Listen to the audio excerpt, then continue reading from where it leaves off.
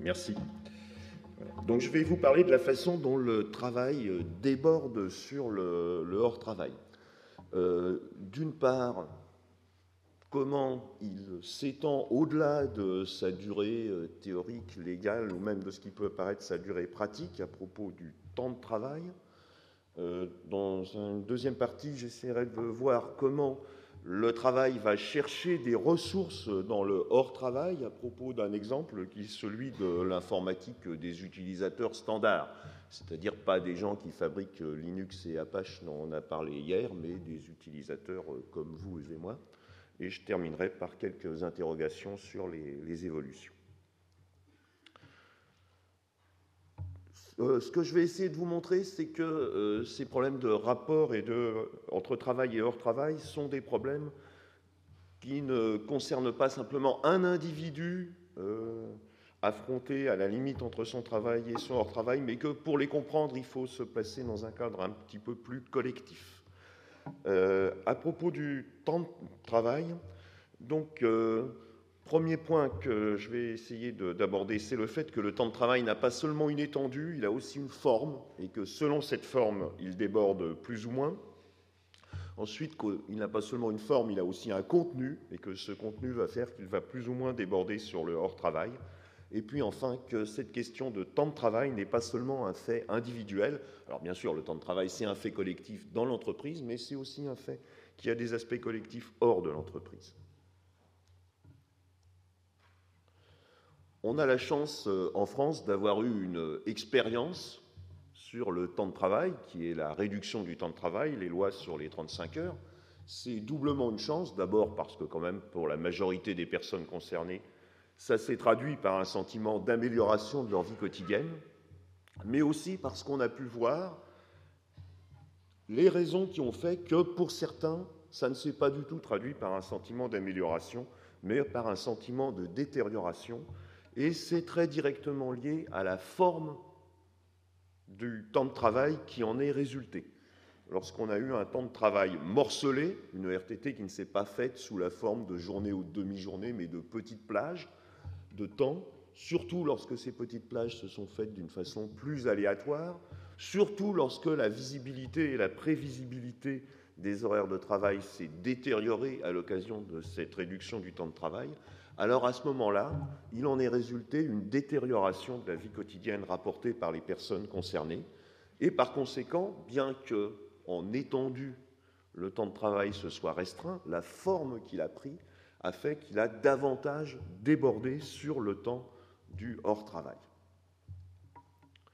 Mais la forme, l'organisation, comme on dit, du temps de travail n'est pas la seule raison de ces débordements possibles. Sur ce graphique, vous pouvez voir, si vous êtes au premier rang, apercevoir si vous êtes au milieu de la salle. Si vous êtes au fond de la salle, je crois que vous devrez me faire confiance. Le lien entre l'intensité du travail mesurée par le nombre de contraintes de types différents sur le rythme de travail et les difficultés de conciliation entre vie professionnelle et engagements familiaux et sociaux. A priori, les engagements familiaux et sociaux, on peut penser que ça dépend uniquement du temps libre. Mais non, ça dépend très fortement aussi de l'intensité du travail. Plus cette intensité est grande, plus il est difficile de concilier le travail et la vie hors travail. Alors, on peut penser que, bon, lorsque le travail est intense, c'est simplement qu'on rentre fatigué du travail. C'est plus compliqué que ça. Parce que si on introduit, en plus de l'intensité, le degré d'autonomie dans le travail, donc vous voyez sur le graphique, il y a 4 catégories, haute autonomie et une ou aucune contrainte de rythme, c'est-à-dire une intensité faible, haute autonomie et une intensité forte, autonomie faible et intensité faible, autonomie forte et intensité forte. L'autonomie rapportée par les personnes dans leur travail a encore plus d'influence que l'intensité sur les possibilités de concilier la vie de travail et la vie hors travail. Alors, ce qu'on voit sur le graphique, c'est des chiffres bruts, mais je vous rassure, il y a eu des études économétriques pour s'assurer qu'il n'y a pas d'effet de structure, comme on dit, derrière, et que c'est réellement un effet propre du contenu du travail. Autrement dit, lorsque, pour reprendre la terminologie qui est à la fois celle de Yves Clos en psychologie ou qui était celle de Friedman en sociologie, le travail est trop petit pour le travailleur, eh bien, ça rapetisse le travailleur et ça rapetisse ses possibilités d'intervention dans la vie hors travail, et il en est tout à fait conscient. Enfin, dernier point sur les débordements du travail, le temps de travail n'est pas un fait uniquement vécu par l'individu tout seul. Alors je vais partir d'un paradoxe bien connu, c'est celui qui a été expliqué par Jonathan Gershuni. Actuellement, la durée du travail des classes dominantes, qui était plus faible que celle des classes dominées, est devenue plus élevée. Ce qui est quelque peu étonnant. Est-ce que ça voudrait dire que le temps libre serait devenu un bien inférieur, alors que par ailleurs on a une profusion de biens et services d'une autre sorte? Donc, il y a beaucoup d'explications à cela. Je vais considérer uniquement celles qui concernent mon sujet. Il y a une première explication qui correspond à ce que je viens de vous dire, qui est que les salariés du bas de l'échelle ont plus souvent des horaires atypiques, donc qui déjà par eux-mêmes débordent sur le temps libre. Il y en a une autre qui est plus profonde et qui est liée au fait que le temps de travail n'est pas un fait individuel. C'est qu'en fait, le bien recherché ne serait pas tant le temps libre que du temps libre synchronisé avec le temps libre des autres, et notamment des proches, et en particulier la synchronisation des temps, notamment dans les couples. Et Lénard, dans un papier récent, a montré le lien qu'il y avait entre la synchronisation des horaires dans les couples et la liberté qu'ils ont dans le choix de l'organisation de leur temps de travail. Lorsque les gens ont la liberté de l'organisation de leur temps de travail, les horaires sont synchronisés dans le couple. Lorsque ça n'est pas le cas, bien évidemment, ça dépend de comment ça tombe. Et dans un autre papier récent, Lénard et de Saint-Paul ont établi une typologie, je vous la livre sous une forme extrêmement partielle et simplifiée, du temps de travail des couples. Il y a les couples où les deux ont des horaires standards, des couples dans une variante où les semaines de travail sont longues, et puis il y a les semaines décalées, c'est-à-dire que ça n'est pas l'horaire standard, c'est décalé, et ça n'est pas forcément décalé de la même façon pour les deux. Et il y a les semaines fragmentées, où de même, ça n'est pas fragmenté forcément de la même façon pour les deux. Vous voyez que dans les cas des semaines décalées et fragmentées, la synchronisation des horaires est beaucoup plus faible. Ça correspond beaucoup plus souvent, bien entendu, à des horaires imposés aux deux conjoints. Et vous voyez que ça concerne des catégories pour lesquelles le niveau de vie est beaucoup plus faible. Autrement dit, si les catégories favorisées peuvent accepter des horaires de travail supérieurs, c'est avec une large compensation qui est la synchronisation des horaires, observée là avec leurs conjoints, mais probablement c'est un phénomène plus général que ça. Donc vous voyez que le temps de travail ou le temps de non-travail, c'est un bien qui n'est pas un bien individuel, il prend sens au sein d'un réseau. Ce qui nous amène à considérer, je pense avec attention, ces évolutions qui résultent des dernières enquêtes du ministère du Travail. Vous voyez sur une quinzaine d'années une augmentation qui est assez considérable du travail habituel de nuit, du travail habituel du dimanche et du travail habituel du samedi. Ben, si on a en tête ces questions de synchronisation, on peut se demander si lorsqu'on arrive à des taux qui sont de l'ordre de 7%, 12% pour le travail de nuit, pour le travail du dimanche habituel, et 27% pour le travail habituel du samedi, est-ce qu'on ne s'approche pas du seuil où la nuit ne sera plus la nuit, le dimanche ne sera plus le dimanche et le week-end ne sera plus le week-end? C'est-à-dire que là, le bien social qui est l'organisation du temps quotidien et du temps de la semaine sera quelque chose de profondément remis en cause. Alors j'en viens maintenant à un autre aspect de mon exposé qui est la façon dont le travail va en quelque sorte puiser des ressources dans le hors-travail pour s'exécuter. Donc je vais prendre un exemple, qui est un exemple parmi bien d'autres, qui est ce mouvement extrêmement impressionnant si on y songe, qui fait qu'au cours des années 80 et 90, on s'est mis très largement, pas tous, mais une bonne moitié de la population active, à utiliser des ordinateurs.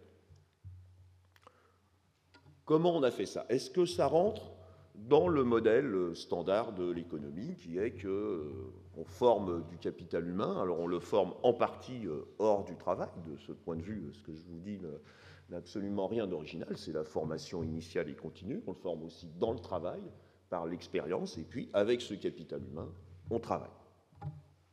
Alors ce modèle est suffisamment général pour qu'il ne soit pas, proprement parlé, invalidé par l'exemple de l'utilisation de l'informatique dans le travail, mais on va voir qu'il faut quand même l'interpréter dans un sens un petit peu particulier pour faire rentrer ce qui se passe complètement dedans. En fait, pour utiliser l'informatique, les gens ont très peu fait appel à des connaissances spécifiques, formelles, à des formations formelles. Ces formations ont été rares et leur impact est pratiquement négligeable pour la masse des utilisateurs. Ils ont beaucoup fait appel à des connaissances générales. Là, on est tout à fait dans le modèle du capital humain. La lecture rapide, un minimum de connaissances de l'anglais, c'est des choses qui s'avèrent en fait très importantes. Et ils ont aussi fait appel à des choses qui rentrent faut étendre un peu le modèle du capital humain pour le faire entrer dedans, qui sont des dispositions culturelles.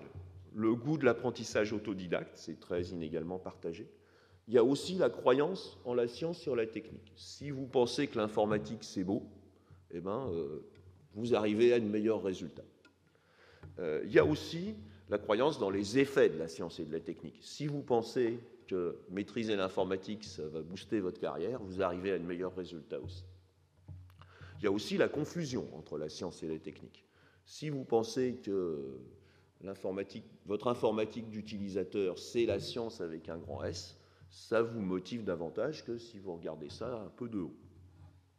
Alors vous voyez que ça met en jeu des questions de position sociale. Il faut être suffisamment haut. Si vous avez une scolarité très désagréable et que vous êtes plutôt en bas de l'échelle socio-culturelle, vous n'aurez pas beaucoup de croyance en la science et en la technique, ou d'adhésion du moins.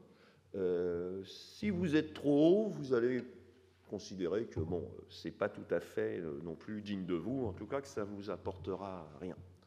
Donc, si on peut dire la meilleure configuration pour devenir un utilisateur expert, c'est d'être quelqu'un qui a suivi des études suffisamment longues, qui a une position sociale suffisamment élevée, mais pas trop, qui à la fois a un niveau un peu intermédiaire et en même temps qui a une espèce de revanche à prendre sur sa trajectoire, qui a quelque chose à espérer de ce qu'il va investir dans l'usage de l'informatique. Alors, est-ce que ces espoirs vont être déçus ou satisfaits? Je peux vous dire que souvent, ils sont déçus, parfois, ils sont satisfaits, mais là n'est pas la question. C'est vraiment une question d'histoire sociale de la personne. Puis, ça n'est pas la seule chose qui joue également beaucoup son capital social, c'est-à-dire que les gens n'ont pas utilisé l'informatique tout seuls, et leur utilisation dépend vraiment beaucoup du réseau qu'ils ont pu mobiliser pour ça. Alors, il y a différentes sources d'aide possibles. Il y a les collègues proches, ça c'est une aide inconditionnelle, elle est quasiment jamais refusée, mais ça permet d'assurer au minimum le travail quotidien. Si on veut aller un petit peu au-delà, et souvent beaucoup de gens ont quand même été assez créatifs à leur niveau dans les usages qu'ils ont fait de l'informatique, si on veut aller plus loin, il faut mobiliser un réseau plus grand, qui est le réseau des collègues éloignés, surtout des réseaux hors du travail. En particulier des réseaux amicaux. Et ces réseaux-là, on ne les mobilise pas comme ça. Là, ça n'est pas du tout une aide inconditionnelle. Ça se place dans le cadre d'échanges, alors qui sont des échanges généralisés, qui, selon le modèle classique du don contre don, ont tendance à s'ignorer comme tels. N'empêche que ce sont des échanges. Il faut beaucoup donner à ses amis, et en particulier, il faut beaucoup donner en services culturels pour obtenir de l'aide en retour dans le domaine de l'informatique. Donc vous voyez que là, il y a également un aspect collectif qui est extrêmement important dans quelque chose qui pourtant a l'air de relever tout à fait du travail quotidien. Et donc ça amène, non pas à invalider, mais à préciser un petit peu ce modèle de capital humain. On peut préférer, bon, c'est pas le plus fondamental, la notion de capital culturel, parce que ça fait vraiment appel à des choses qui se sont formées de façon en partie involontaire au cours de la trajectoire et non pas entièrement un investissement rationnel. Les gens n'ont pas fait exprès, par exemple, de ne pas aller au bout des études ou de la carrière qu'ils auraient envisagée pour devenir de meilleurs utilisateurs de l'informatique. N'empêche que ça a bien eu une influence. Et ce qui est important, c'est de voir qu'intervient donc dans cette exécution du travail à la fois la trajectoire sociale des personnes, alors la trajectoire sociale absolue, le niveau auquel ils sont parvenus, s'ils ont suivi que des études élémentaires et qu'ils sont ouvriers non qualifiés, la probabilité qu'ils deviennent des utilisateurs experts et même des utilisateurs tout court est extrêmement faible. Mais également la trajectoire relative. comment ils se situent par rapport aux autres et comment ils se situent par rapport à leur origine et à leurs aspirations. Donc c'est vraiment, il y a toute l'épaisseur sociale de la trajectoire de la personne qui intervient là. Et puis il y a également l'aspect de réseau qui intervient aussi de façon importante. Donc sur cet exemple-là aussi, on voit que la question de la frontière entre le travail et le hors-travail, ce que le travail va chercher dans le hors-travail, ça n'est pas un phénomène qu'on comprend vraiment bien si on reste à un niveau purement individuel. Pour terminer, je voudrais poser avec vous quelques questions. Alors, la première, c'est celle de savoir si la frontière est de moins en moins nette entre le travail et le hors-travail. J'avoue que je suis un peu embarrassé pour apporter des éléments de réponse, parce que, je ne suis pas historien, ce qui n'est pas grave, après tout, ça ne m'empêche pas de parler, mais il y a des historiens dans la salle et à la tribune, donc là, c'est plus gênant. Alors, je vais simplement vous donner ce qui est une opinion là-dessus, je ne prétends pas que ça soit plus, et puis vous m'apporterez peut-être des réponses plus précises. Il me semble que si on raisonne sur le très long terme, on ne peut pas dire que la frontière est plus floue maintenant qu'il y a un siècle ou un siècle et demi. Le travail, ça reste quand même une catégorie bien constituée, bien encadrée par toutes sortes de dispositions légales, réglementaires, conventionnelles, ce qui était beaucoup moins le cas à d'autres époques. Et si on regarde, si on songe à ce qui pouvait se passer dans le travail artisanal ou encore plus dans le travail agricole, il me semble que la frontière reste quand même relativement nette. Par contre, je pense, avec la probabilité là, que je ne me trompe pas est un petit peu plus forte, que sur le dernier quart de siècle, la frontière s'est quand même pas mal brouillée. Et quelques indices. La flexibilité du temps de travail liée aux choix d'organisation, que ce soit des choix d'organisation économique globaux ou des choix d'organisation économique locaux au niveau des entreprises ou des services. Il y a un autre point que je n'ai pas mis sur le diaporama, mais l'exposé de Florence m'y a fait penser, c'est la flexibilisation de la gestion des ressources humaines, qu'il ne faut pas exagérer, mais qui est quand même réelle et qui fait qu'il y a de plus en plus de travail invisible qui est consacré à gérer sa propre carrière. Il y a le rôle croissant du capital social et du capital culturel informel, dont je vous ai donné un exemple dans le cas de l'informatique, mais c'est plus général que ça, on le voit dans lorsqu'on étudie l'emploi ou lorsqu'on étudie les salaires. Et puis, il y a aussi les nouvelles technologies et leurs usages. Et par exemple, en 2005, 12% des salariés utilisaient l'informatique pour travailler à domicile. Alors bien sûr, une partie de ces 12% travaillaient déjà à domicile avant, mais une partie ne le faisait pas, et ces nouvelles technologies qui font circuler de façon très fluide l'information, qui est quand même notre matière première principale dans les économies actuelles, favorisent le brouillage de la frontière.